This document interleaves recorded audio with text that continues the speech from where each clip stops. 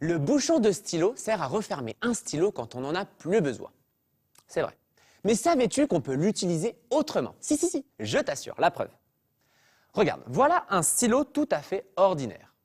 Mais au lieu de m'en servir pour dessiner, je vais utiliser son capuchon. Je place une feuille de papier calque sur un carton mousse noir comme ceci et j'appuie doucement comme cela. Génial, non? C'est une super technique pour reproduire les poils d'animaux ou la fourrure. Tu vas voir les effets incroyables qu'on peut obtenir. Prends une feuille de papier calque et pose-la sur un carton mousse noir. Fixe le calque avec des morceaux d'adhésif pour l'empêcher de bouger. Dessine un poisson avec un crayon blanc. Super! D'abord la bouche, de grands yeux,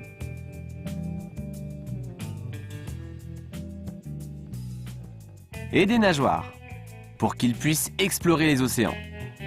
Ajoute tous les détails que tu veux. Dessine des algues et du corail sur le fond sous-marin pour lui tenir compagnie. Une fois ton dessin terminé, retourne le calque. On va travailler sur l'autre côté au-dessus du carton mousse. Je vais utiliser deux capuchons différents. Je commence par l'œil et la bouche. Si je trace les lignes avec le capuchon arrondi, elles seront plus épaisses. Maintenant, les écailles, comme cela. Je vais utiliser l'autre capuchon pour souligner les branchies et la nageoire. On obtient des lignes très fines. Utilise-le comme cela. Quand j'ai dessiné le poisson, il avait l'air d'aller dans cette direction. Mais en réalité, il va par là. Si tu passes tes doigts sur cette face, tu sentiras le relief des écailles. Et maintenant, à tes couleurs, on va donner vie à notre dessin. Choisis tes crayons préférés pour colorier le poisson. Pour que cette technique conserve tout son charme, fais bien attention à ne pas colorier les parties blanches que tu as tracées avec les capuchons. Mais ton dessin sera magnifique si tu appuies un peu plus fort sur ton crayon près des parties blanches, comme ceci. Regarde comme la couleur rend bien sur les écailles. As-tu déjà vu de vrais poissons nager dans un aquarium ou dans la mer? Tu as dû remarquer que leur corps brille quand ils sont sous l'eau. On va recréer le même effet sur notre dessin en utilisant des crayons clairs et foncés. Tu te souviens?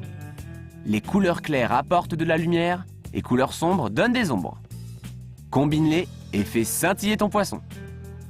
Pour finir, peins les algues en vert. Ah, c'est trop beau! J'ai aussi peint le fond sous-marin pour que le poisson se sente chez lui, dans son élément. Regarde comme c'est beau quand je mets le dessin sur du noir et comme les écailles ressortent bien. On va voir ce que donne cette technique avec d'autres animaux. Le plumage de cette chouette est plus vrai que nature. J'ai utilisé un peu de couleur marron, ainsi le travail que j'ai fait avec le capuchon ressort mieux. Et qu'est-ce que tu penses de ce crocodile? Waouh, il est super réaliste, non? À toi de jouer, dessine ton animal préféré et colorie-le avec cette technique incroyable. Je suis très content aujourd'hui. J'ai réalisé un autoportrait que je trouve parfaitement réussi. Je suis épuisé d'avoir tracé autant de lignes avec le bouchon du feutre. Mais ça en valait la peine. Tu as vu comme ma merveilleuse chevelure ressort toute fine et élégante. C'est fabuleux!